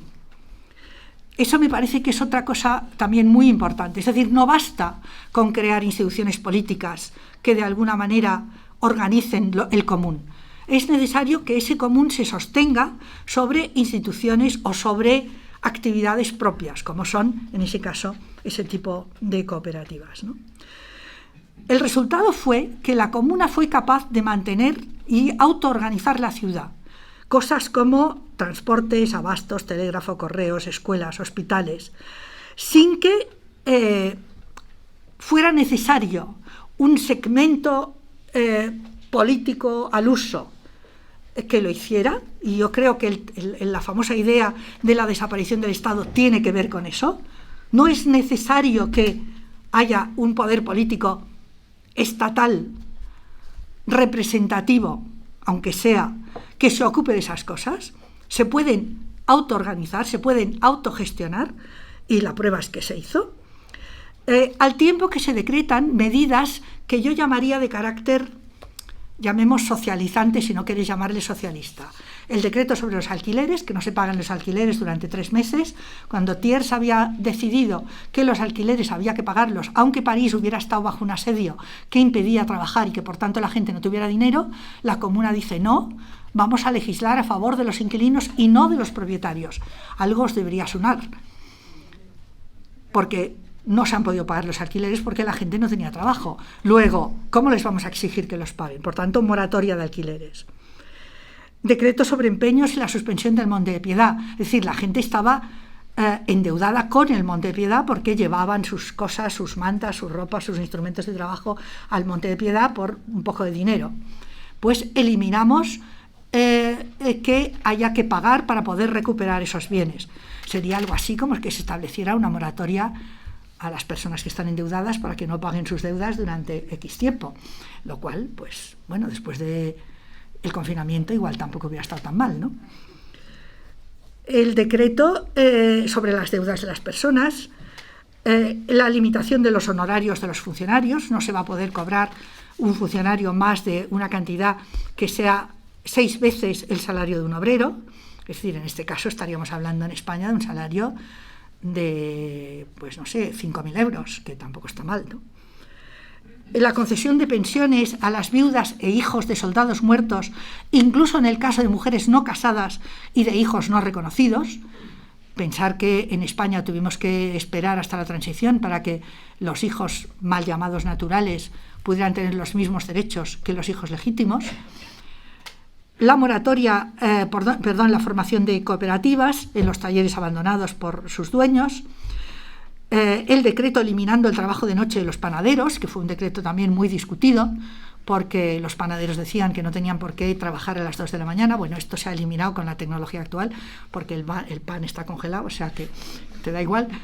Pero en la época sí fue una reivindicación muy fuerte de los panaderos, el que hay en la discusión, no recuerdo cuál de ellos, que dice, pero bueno, esos... como lo llama, terratenientes de la panza o algo así, que exigen tener su croissant a las 5 o a las 6 de la mañana y que por eso el panadero se tiene que levantar a las 2. Por no hablar de la separación entre Iglesia y Estado, que te has referido tú también, o el tema de la supresión del ejército permanente, que es un tema importante en la medida en que, como sabéis, en la época, todo varón mayor de X años estaba obligado a hacer el servicio militar, pero había la exención a través del pago de un dinero, de tal manera que realmente quien hacía el servicio militar y quien iba a la guerra eran los pobres, pero no los ricos. Eliminar el servicio militar o el ejército permanente y, sin embargo, mantener la Guardia Nacional, a mí me parece que es una decisión importante, ¿no? Por lo tanto, resumiendo, podríamos decir que se trata de un funcionamiento democrático en ese sentido, de delegación del voto, mandato imperativo, etcétera, etcétera, y regulación social del trabajo, que desencadena una guerra cruel contra ellos por parte de los poderes públicos y de los sectores propietarios. Por eso, todo eso nos lleva, y ya con eso querría terminar, a un tema que está siempre presente cuando se habla de la Comuna: su derrota y su trágico final. Evidentemente hay toda una lectura que dice, y no le falta razón, que las prácticas asamblearias o las prácticas de democracia, si no directa, delegada, son prácticas que tienen un límite porque son caóticas y que en situaciones bélicas o de gran confrontación lo que ocurre es que se pierde. La guerra se pierde porque no hay un ejército disciplinado, un único mando y una organización, podríamos decir, competente o consistente, si queréis mejor, ¿no? Incluso se dice, a pesar de que la ciudad contaba con un cuerpo armado, que era la propia Guardia Nacional, y que estaba enraizada territorialmente porque dependía de los distritos, lo que ocurrió es que en el momento del enfrentamiento final fueron a proteger sus correspondientes distritos y dejaron a lo mejor desguarnecidas partes que estratégicamente hubiera sido más importante. En conclusión, en una situación de emergencia se necesita un ejército disciplinado. Y esa idea se trasluce en parte de las interpretaciones posteriores de la Comuna. Es decir, ¿cuáles son las lecciones de la Comuna de París en la historia inmediatamente posterior? Podríamos decir que hay una lectura según la cual acabó el periodo de las insurrecciones, porque la represión fue brutal. Se calcula, Lissagaré habla de unos 100.000 entre muertos, deportados, exiliados, etcétera, etcétera, y eso afectó mucho a, obviamente, el movimiento obrero francés y toda la tradición socialista y anarquista de la época. Por tanto, basta de este tipo de intentonas. Y ahí los socialdemócratas alemanes, que sabéis que fueron uno de los, digamos, de los segmentos más importantes del socialismo del siglo XIX, decidieron que lo que había que hacer era esperar tranquilamente, bueno, menos tranquilamente, pero bueno, esperar a que el capitalismo se autodestruyera, que en algún momento llegaría la oportunidad para tomar el poder, pero que bastaba de intentonas de este tipo, ¿no? Hay incluso un texto de Lenin en el cual Lenin se sitúa en otra lógica, como sabemos, pero en el cual Lenin dice: no somos blanquistas. Ya os he dicho que los blanquistas eran como conspiradores maravillosos, y Lenin insiste: no somos blanquistas, no somos insurreccionales. Por tanto, la lectura de la socialdemocracia alemana es, ojo, mucho cuidado, no repetir semejantes experiencias. Hay que esperar y, bueno, y como sabéis, nunca llegó esa oportunidad, o cuando llegó la dejaron pasar, ¿no? Los socialistas franceses salieron muy mal parados, como es obvio, ¿no? No solamente las tradiciones más combativas, blanquistas, viejos jacobinos, sindicalistas revolucionarios, etcétera, quedaron bastante maltratados, sino que los propios socialistas, el propio Partido Socialista francés, que se empieza a recomponer ya a finales de 1880, principios de los 90, va a tener dos ramas, como sabéis, Guesde y Jaurès, y la discusión va a estar en ¿nos metemos en el gobierno o no?, teniendo en cuenta que el gobierno francés es un gobierno republicano. No es, o sea, ellos dicen, entendemos que en Alemania no sea así, porque es una monarquía pseudo-parlamentaria, pero Francia es una república. Entonces, merece la pena meterse en el gobierno, sobre todo cuando Waldeck-Rochet les pide que se metan o no, y eso genera una división interna muy fuerte en el socialismo francés hasta 1905, cuando se unifica el Partido Socialista francés. Por lo tanto, la lectura que hace el movimiento, digamos, socialista es, por una parte, cuidado, y por otra parte, tal vez no sea tan loco meternos en un gobierno republicano, siempre y cuando nos garantice, digamos, ciertos derechos, sea democrático, haya elecciones, no nos reprima, etcétera, ¿no? La otra lectura es la lectura leninista, ¿no? Como sabéis, pues Lenin, Trotsky, etcétera, porque todo el mundo ha hablado de la Comuna de París, incluido Mao con la Comuna de Shanghái de 1929, incluidos autores latinoamericanos, porque en Latinoamérica fue muy importante la herencia de la Comuna, o la lectura de la Comuna. La tradición leninista lo que dice es mucho cuidado, porque no se puede ir por la vida de esa manera. Lo que hay que hacer es tener un partido muy organizado, con una disciplina férrea, dispuesto al enfrentamiento militar y sin tonterías, porque lo que hundió a la Comuna fue sus balbuceos, como os he dicho, su inicial pérdida de tiempo, su democratismo de base, etcétera, ¿no? Sería la lectura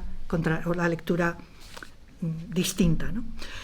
Y para terminar, yo diría, dado que estamos en 2021 y no parece que se avecine una insurrección popular con rasgos, digamos, blanquistas,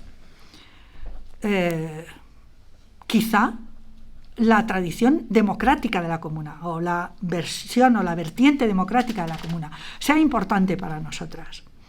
Lo digo a modo de propuesta, porque también, ya con eso termino. También el otro día estuve en un acto, no sé si estuvisteis alguno de vosotros, con los zapatistas mexicanos, que están haciendo una gira por prácticamente diversos países europeos, y me llamó la atención porque ellos lo que dijeron es: nosotros tenemos una organización militar y realmente hemos podido construir nuestras zonas autónomas, pero después de 12 días de guerra, que fue, si recordáis, en 1994, ¿no?, cuando bajaron de los montes y se enfrentaron al ejército mexicano. Paramos la guerra en el momento que la sociedad civil dijo: basta, no queremos una guerra civil en México. Pero eso nos permitió proteger nuestras tierras, donde han puesto en marcha un sistema autoorganizado, ¿no? Entonces, bueno, no sé, igual no me atrevo a decirlo, pero igual tener en la cabeza que tiene que haber algún momento de ruptura en algún momento, porque si no, lo nuevo se parece demasiado a lo viejo, sea importante tenerlo en la cabeza, ¿no? Los que vivimos la transición sabemos que ahí nos faltó quizá esa valentía para forzar una mayor ruptura. En cualquier caso, desde mi punto de vista, ¿qué podemos hoy leer de la Comuna? La posibilidad de una autoorganización popular que gestione la vida en común de los seres que viven en común en una determinada ciudad, en un país, en un territorio. Eso es posible. Y yo creo que la Comuna nos enseña que fue posible y que sigue siéndolo. Esa sería mi lectura. Muchísimas gracias a la Fundación Andreu Nin por haberme invitado. Para mí es una alegría y un honor estar aquí y, bueno, que me haya estar acompañada de Juan Manuel Vera y de Montserrat Galcerán, y la verdad que el desafío que nos planteaban los organizadores y la organizadora de cuál es la actualidad de la Comuna de París es de los que digamos, la respuesta siempre la encuentra uno en decir casi nada o muchísimo. No hay ninguna actualidad o hay muchísima actualidad. Yo creo que después de las dos intervenciones que me han precedido, creo que hay mucha actualidad. Yo voy a intentar retomar el hilo de estas intervenciones precisamente en el problema de la democracia. ¿Cuál es exactamente la actualidad democrática para el presente de la Comuna de París? Y voy a intentar extraerlo, no de los acontecimientos de la Comuna, a los que no me da tiempo a referirme, y a los que por lo demás, tanto Juan Manuel como Montserrat ya han hecho una presentación, yo creo que más que suficiente y rica, al texto de Marx, al que todos nos hemos referido, a la Guerra Civil en Francia, también al texto preparatorio y algún texto de Engels. Voy a intentar encontrar cuáles son los rasgos fundamentales en la lectura de Marx y Engels sobre la Comuna que aún no hablan a nosotros y que aún nos plantean tareas cotidianas. Bien, en principio la idea fundamental es que en la lectura que hace Marx de la Comuna, que puede estar más o menos ajustada a los acontecimientos o puede ser una interpretación suya, hay un concepto importante que está funcionando de manera implícita, que es el concepto de qué es una explotación política, que es la explotación desde el punto de vista político. Y ese concepto todavía es nuestro. Y es un concepto que deriva de algo absolutamente extraño para nosotros, que Marx se plantea en el texto, y es que la Comuna es la expresión de un servicio público no estatal. Es una manera de organización de los bienes públicos no estatales, algo que para nosotros nos parece hoy absolutamente extravagante. Bien, sobre esa cuestión, sobre la cuestión del Estado y tal, también diré alguna cosa, pero lo que más me interesa es qué considera Marx que es una explotación política en ese texto de la Comuna, y cuáles son los principios por los que Marx describe ese proceso de explotación. Bueno, en el texto, en la Guerra Civil en Francia, Marx decía que en la Comuna esa esfinge que atormenta de manera tan fuerte al entendimiento burgués, y yo creo que hoy más que atormentar el entendimiento burgués, la Comuna atormenta la memoria del socialismo, sobre todo cuando se mide la distancia entre el modelo de democracia que propuso y la mayoría de las realizaciones conocidas, la inmensa mayoría de las realizaciones conocidas del ideal revolucionario, que no son precisamente estimulantes desde el punto de vista de la democracia. Yo creo que volver a la Comuna, y eso es muy importante, supone revisar críticamente esa historia, aunque también situarse allí donde la Comuna nos dejó. Yo creo que podríamos situarnos allí donde la Comuna nos dejó, no haciendo como si lo que sucedió después no tuviera nada que ver con ella, pero proponiendo una interpretación posible que surgió de lo que allí sucedió. Para eso, y siempre centrándome en la lectura de Marx, voy a hablar de la cuestión del servicio público no estatal, pero antes quiero tratar dos puntos que me parecen importantes. El primer punto es el de la violencia. El texto de Marx está escrito bajo el shock representado por ver París, la ciudad más importante del siglo XIX, en manos de un gobierno democrático gestionado en su gran mayoría por trabajadores y trabajadoras, que duró 6 semanas y que fue brutalmente ahogado en sangre con un salvajismo desconocido hasta entonces. Esto es muy importante y está muy presente en el texto. Tanto una como otra dimensión, Marx la registra, y de un modo muy diferente al que la va a registrar la tradición socialista posterior y específicamente Lenin, al que se ha referido Montserrat.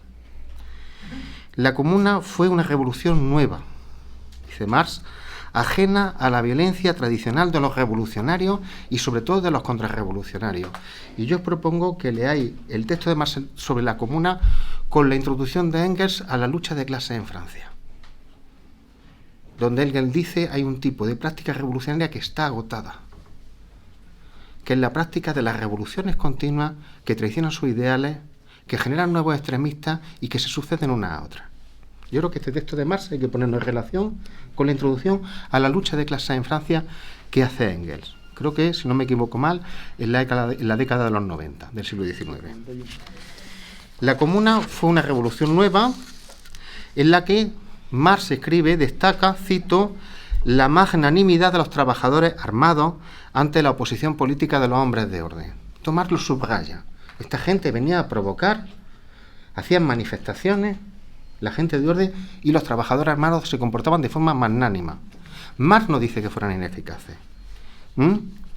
Dice todo lo contrario. En eso Marx es anti-Lenin.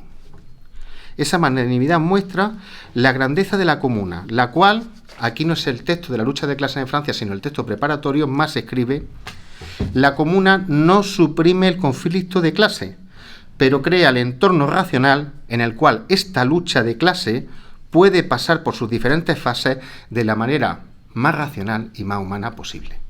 Esto es importantísimo. Esto Marx lo toma como principios normativos básicos de la Comuna.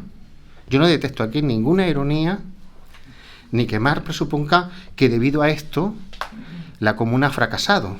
Lo que muestra la Comuna, lo vamos a ver en más dispositivos políticos, no solamente en el modo en que gestiona la represión política, lo que demuestra la Comuna es una grandeza normativa que no tienen sus enemigos, que se han comportado auténticamente como salvajes. La referencia despectiva a la violencia, a una especie de violencia de lumpenburguesía, amparada por la bohemia reaccionaria que huye a Versalles, es algo que está en todos los textos de Marx sobre la tradición francesa. Está en la guerra civil en Francia y se encuentra fácilmente en el 18 de Brumario de Luis Bonaparte o en la lucha de clases en Francia, el texto posterior que edita Engels. Primer punto importante. Segundo punto importante es el de la Comuna y el Estado. Aquí no tenemos tiempo de esto, pero hay algo importante en la relación de la revolución con la democracia y con el Estado. ¿Qué significa la Comuna? En el pensamiento de Marx y Engels previo y posterior. Según Jacques Tessier, Marx y Engels mantuvieron siempre una distinción en la relación entre revolución y Estado, una distinción que no siempre ha quedado clara. La primera era que la insurrección violenta era necesaria en países con monarquía o repúblicas muy burocratizadas como la francesa. Ahora diré algo más sobre ese tipo de república, mientras que en los países anglosajones es factible un acceso democrático al poder. Y lo es por dos razones. En primer lugar, por la importancia numérica de la clase obrera, podemos decir que porque esos países están más avanzados en el proceso de desarrollo del régimen burgués, pero también porque hay tradiciones de autogobierno propias que no están ahogadas por la burocracia de los prefectos que imperan desde el Estado napoleónico en la República Francesa. ¿Sí? Porque hay organización, formas de autogobierno propio.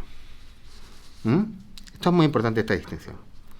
La Comuna de París, en la primera lectura que hacen Marx y Engels, supone un modelo diferente a la República burguesa, a la que se considera inevitablemente burocratizada. Y esto es muy importante. Lo vamos a ver enseguida en las descripciones de Marx. Poco a poco, sin embargo, va a empezar una doble revisión en el pensamiento de Marx y de Engels.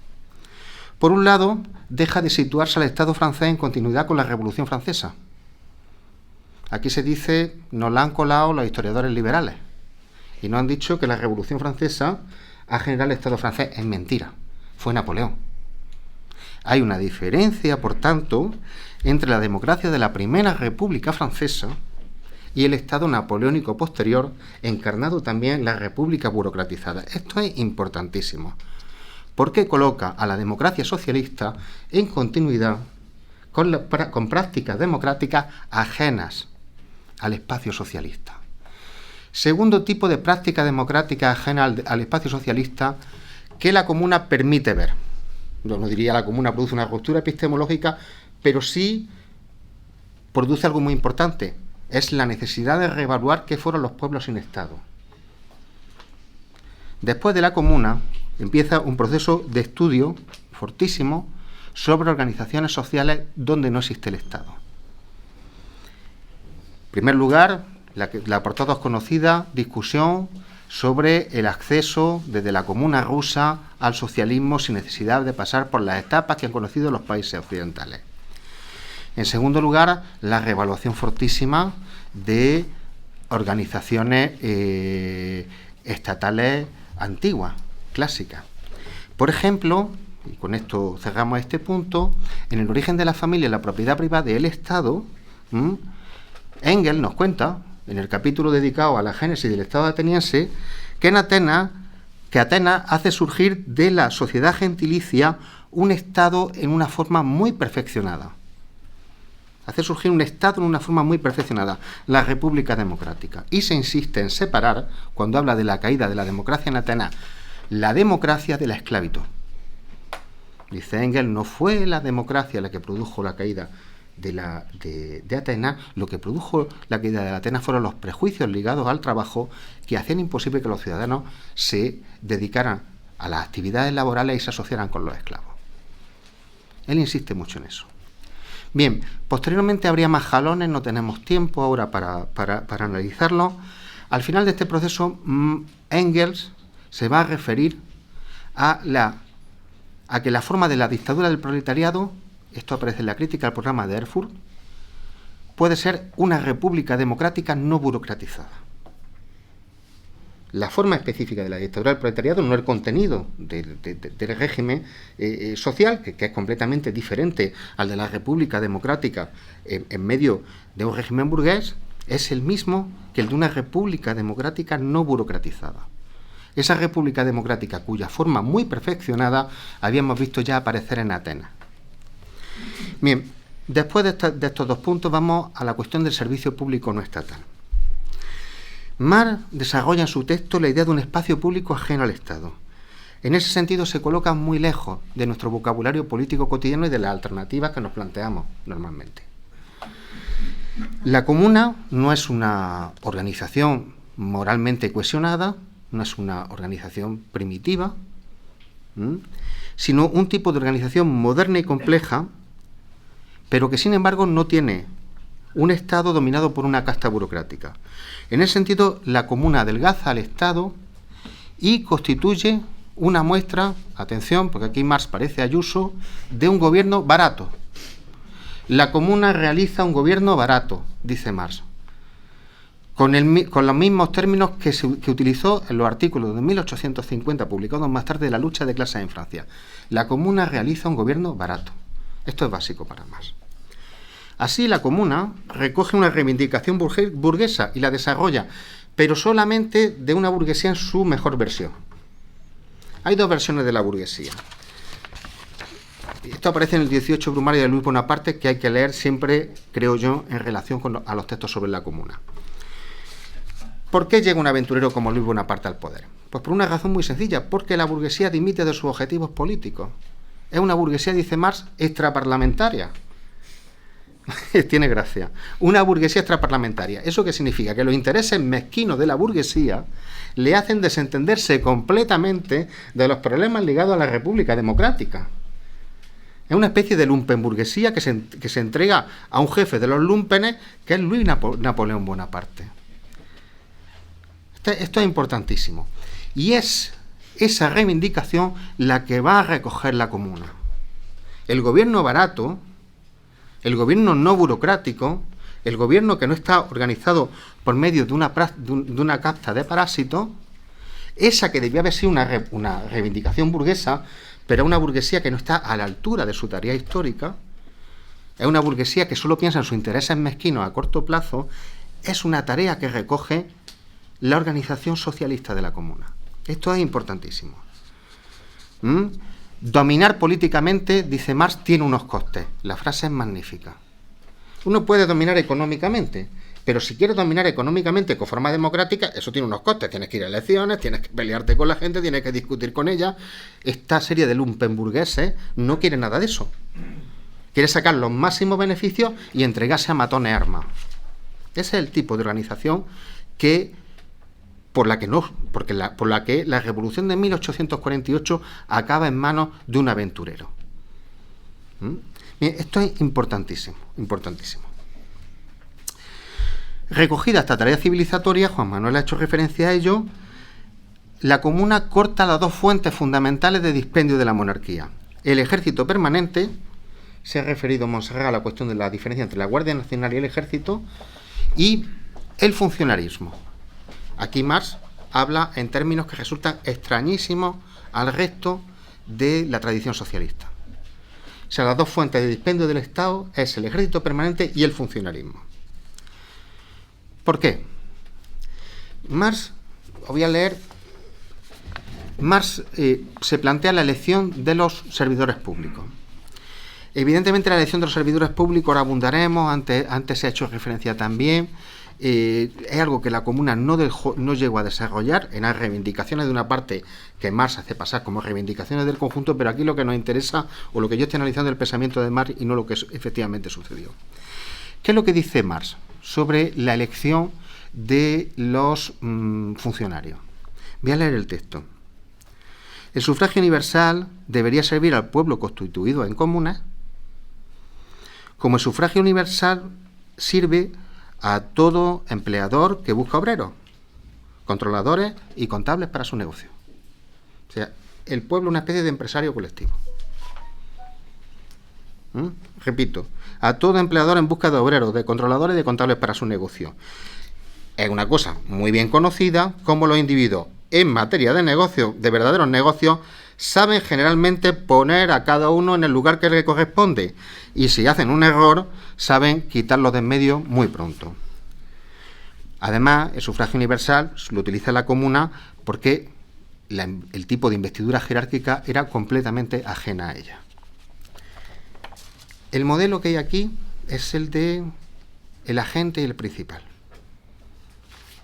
Un principio básico del republicanismo político. Hay un principal que carga a un agente de una tarea. Esa tarea tiene que realizarla. Y es necesario que ese principal se asegure que ese agente va a realizar la tarea. Es un empresario con un obrero, pero también es una sociedad que da a un conjunto de obreros una fábrica que produce productos estratégicos y que esos obreros pueden utilizar para manipular a esa sociedad o convertirse en chantajistas. O es una sociedad que encarga una serie de tareas a empleados públicos y estos son unos vagos y no las realizan. Se ve la cuestión. Marx utiliza un vocabulario económico y compara al pueblo ejerciendo el sufragio universal con los empresarios. Esta idea es fundamental de lo que tiene Marx en la cabeza. Lo que está en la cabeza es cuáles son los mecanismos por los cuales nosotros somos capaces de controlar a los servidores públicos y que estos sean capaces de desarrollar la tarea que les hemos asignado. Esta idea sigue siendo fundamental y sigue siendo un principio básico del republicanismo socialista que Marx creyó ver realizada en la Comuna. En segundo lugar, esto sirve para que el espacio público Marx utiliza la expresión, y yo localizo otros lugares donde la utiliza, pero la importancia no es la expresión, esto sirve para que la gente no utilice en los asuntos públicos estos como modo de acumular capital político. Él hace referencia a un tipo llamado Differ, un abogado, y pone el ejemplo pues, del típico personaje que atraviesa administraciones políticas diferentes, desarrollando propuestas contrapuestas, pero que siempre cae en la buena situación. El control, la falta de funcionarismo y el control por medio del sufragio universal, el control empresarial del pueblo sobre sus servidores, echándolos a la calle cuando no funciona, como controla un trabajador a su empleado, un empresario a su empleado, impide que el espacio público se convierta en un lugar de chalaneo político. Cuestión básica primaria. La relación republicana de una sociedad con sus servidores públicos tiene que ser la de una tarea y se tiene que vigilar que esa tarea se cumpla con eficacia. Si esas tareas no se cumplen con eficacia, esa sociedad fracasa. Si no, ¿a cuento de qué hace Marx la analogía con la contratación empresarial de trabajadores? La sociedad contrata a sus funcionarios del mismo modo que los empresarios contratan a sus trabajadores para que saquen adelante negocios. Bien, ¿y cómo se puede reconocer, cómo se pueden trasplantar tareas que hasta entonces desarrollaban funcionarios especializados a la gente común? Bueno, en primer lugar, lo que hay que hacer, dice Marx, o lo que podemos sacar del texto, es hay que demostrar en la práctica, y eso es lo que hace la comuna, que la ciudadanía normal puede gestionar los asuntos públicos sin que se pierda un átomo de eficacia. A un servidor público se le entrega un salario y ese servidor público no podrá aprovecharse de ese salario para acumular ni prestigio político ni recursos económicos. Lo contrario que el Estado sobreburocratizado del Segundo Imperio había convertido en norma. Marx y Engels, en un texto posterior que se titula Sobre la autoridad, reconoce la autoridad, reconoce que es necesario que haya funciones especializadas, pero se trata de intentar en todo momento que esas funciones especializadas se conviertan en privilegios políticos y económicos. Voy a leer otro fragmento. Cuando la Comuna de París tomó la dirección de la revolución en sus propias manos, cuando simples obreros, por la primera vez en la vida, fueron capaces de tocar el privilegio gubernamental de sus superiores naturales, los poseedores, y en unas circunstancias de una dificultad sin igual, cumpliendo su obra modestamente, consciente y eficazmente, y la cumplieron, esto es muy importante, por medio de salario, el cual, el más elevado, era la quinta parte de lo que, si creemos una alta autoridad científica, el profesor Hurley, es el mínimo requerido para un secretario de Consejo de Instrucción Pública de Londres. Es decir, la gente cumplió la tarea eficazmente, cobrando menos de lo que se considera necesario pagar a una persona para que encuentre estímulo realizando una labor especializada. Esta idea es fundamental de lo que quiere decir Marx. En ese momento, el viejo mundo se revolvió de rabia viendo la bandera roja, símbolo de la República del Trabajo, flotando en el Ayuntamiento de París. Lo más importante es la referencia a la autoridad científica, creo yo. Tenemos un dictamen científico, nos dice Marx, que señala que sin una determinada compensación económica se perderían los estímulos para desarrollar una tarea de importante complejidad. Aquí me voy a permitir dar un salto y referirme a una idea básica de lo que se considera el filósofo fundamental del liberalismo político, el filósofo norteamericano John Rawls.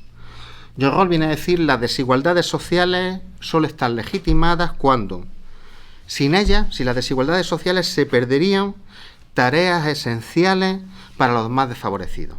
Es decir, si igualásemos a todo el mundo, habría tareas que son fundamentales para los más desfavorecidos que no encontraríamos quien las hiciera.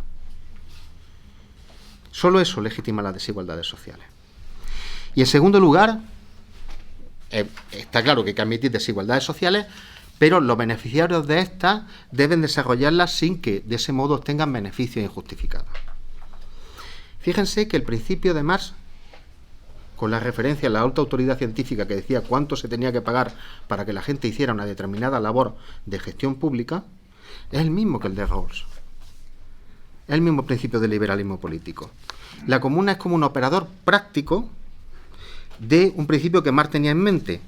No se pueden perder las mediaciones primarias, las formas de organización esenciales para la vida, pero debemos evitar que esas formas de organización que son esenciales para la vida, y esa es la discusión fortísima que Marx tendrá siempre con los anarquistas, en mi opinión con muchísima razón,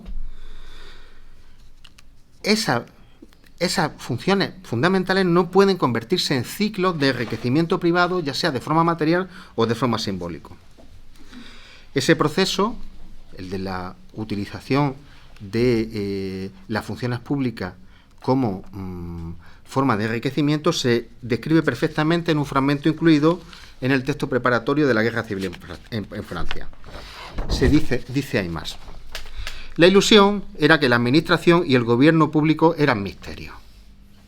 La administración y el gobierno público eran misterios. Funciones trascendentes que se podían confiar en las manos de una casta ejercida por parásitos del Estado.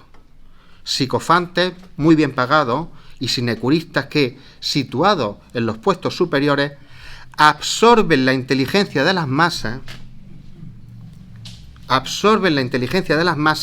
y la vuelven contra ellas mismas, condenándolas a los rasgos inferiores de la jerarquía. ¿Cómo funcionan las mediaciones esenciales en una burocracia estatal? Primero se dice que son cosas muy misteriosas y muy difíciles. En segundo lugar se dice que hay que pagar muchísimo para que se puedan desarrollar. Y en tercer lugar, esa gente, la mayoría de los cuales son unos inútiles y no hacen absolutamente nada, o solo trabajan para el mantenimiento de su propio puesto, cumplen las tareas de coordinación no por su esfuerzo, sino por el esfuerzo de gente común, que son los que verdaderamente hacen las cosas. Pero ellos maniobran de tal modo que son capaces de asignarse el mérito de las mismas. Dice Marx, absorben la inteligencia de las masas y las vuelven contra ellas mismas, situándolos en los rasgos inferiores de la jerarquía. Hay aquí varias formas de conocimiento fundamentales para la organización de la vida en común. En primer lugar, tenemos conocimientos que podemos llamar especializados, difíciles y que no pueden ser distribuidos. Por ejemplo, la Guardia Nacional. Según nos informa Kubelaki, en la edición que ha hecho Statis Kubelaki, en la edición que ha hecho de los textos de Marx sobre la comuna, parece que se hicieron oposiciones. Lejos de haber elecciones, lo que se hicieron fueron oposiciones. Y tenemos las preguntas de las oposiciones. Las preguntas de la oposición eran preguntas técnicas, entre las cuales, digamos, había preguntas políticas. ¿Qué quiere decir que había preguntas políticas? Pues en una situación de conflicto era muy importante saber qué posición tenía la persona que iba a ser elegida para realizar esa actividad. Cuidado, porque esta cuestión política, que era importante respecto de la Guardia Nacional, Marx la señala en sentido contrario respecto de la policía. Lo que dice Marx sobre la policía de la comuna es que por primera vez la policía deja de ser una policía política y empieza a cumplir funciones técnicas.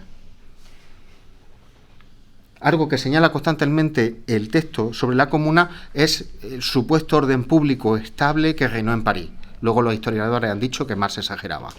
Pero lo que nos importa es lo que Marx pensaba. Entonces, en primer lugar, tenemos funciones técnicas. ¿Cómo controlamos esas funciones técnicas? Por medio de la rendición de cuentas.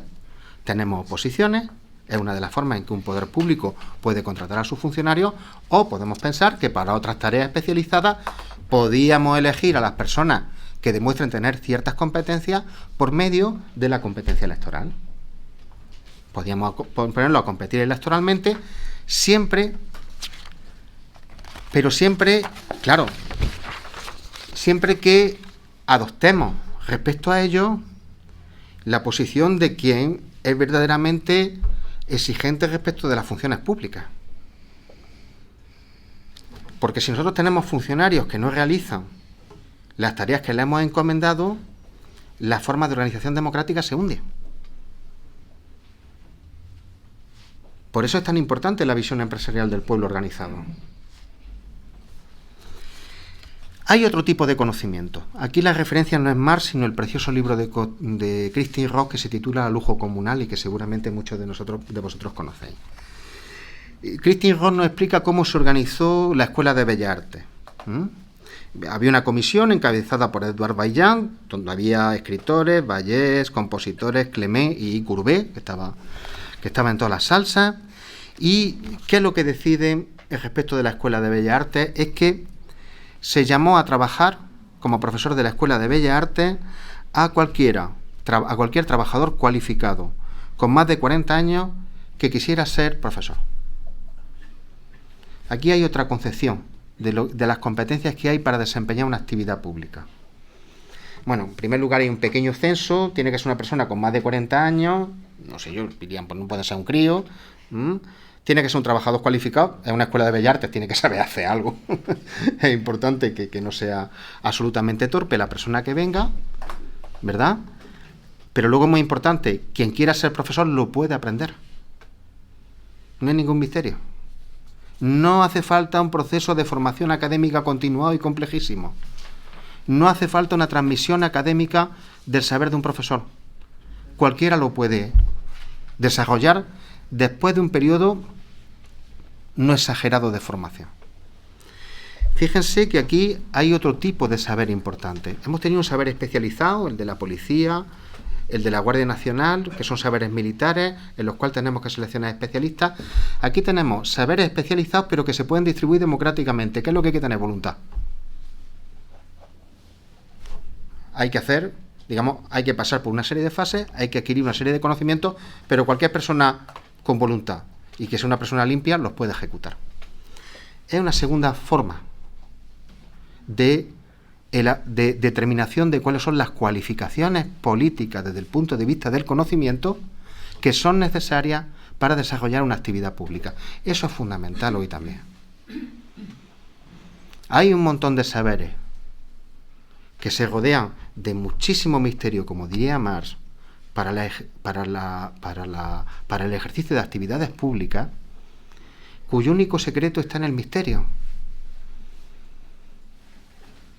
Si no, cualquier ciudadano podría acceder a ello y desarrollarlo en condiciones de rendición de cuentas y de vigilancia pública. Esta idea estaba también en la Comuna. ¿Y qué sucede con el resto de las funciones políticas? Pues con el resto de las funciones políticas sucede sencillamente que están al alcance de cualquiera que tenga la voluntad de desempeñarlas y la moralidad de ejercerlas con probidad. ¿Qué es lo que nos encontramos aquí? Termino. Lo que nos encontramos aquí es muy importante, un concepto, digamos, la comuna funcionando como una manera práctica de determinar cuándo se produce explotación política.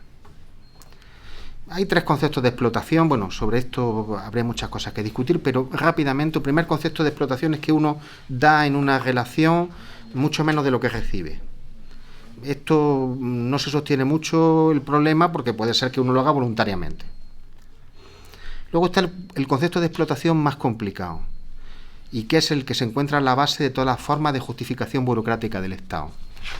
Se produce explotación cuando alguien saca más beneficio en una relación de lo que proporciona, porque se encuentra situada en una posición de jerarquía, pero se considera que sin esa persona las cosas no podrían funcionar. No pensemos solo en los funcionarios, pensemos, por ejemplo, en los dirigentes políticos. Si alguien ha militado en partidos políticos, supongo que muchos de vosotros y vosotras habréis militado, hay una cosa que siempre sucede cuando se ve a alguien que empieza a cargarse de soberbia, a pensar solo en sí mismo, que no aguanta una discusión, y entonces alguien empieza a decir, pero hombre, no puede ser, vaya tela, ¿no? No, pero es que ¿qué haríamos sin él? Fundamentalmente sin él. ¿Qué haríamos sin él? Ya se dice menos, pero ¿qué haríamos sin él? En ese caso podríamos decir, es una persona tremendamente egocéntrica, además estamos viendo cómo está utilizando esto para su promoción propia, etcétera, etcétera, pero dependemos de él, sin él nos hundimos.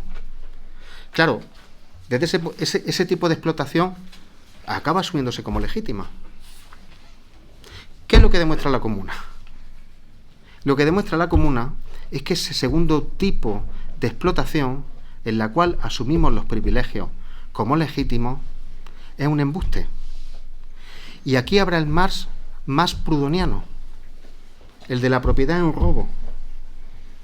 Lo que hay en las funciones burocráticas ejercidas por los especialistas es, por un lado, el robo de la inteligencia colectiva de la gente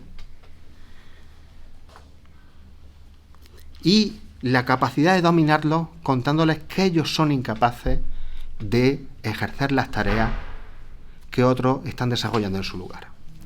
Bien, yo creo que desde este punto de vista, desde el sentido de lo que es la explotación política, el texto de la Comuna de París nos plantea tareas cotidianas. No sé si en la forma de organización de la administración pública o de la organización en común.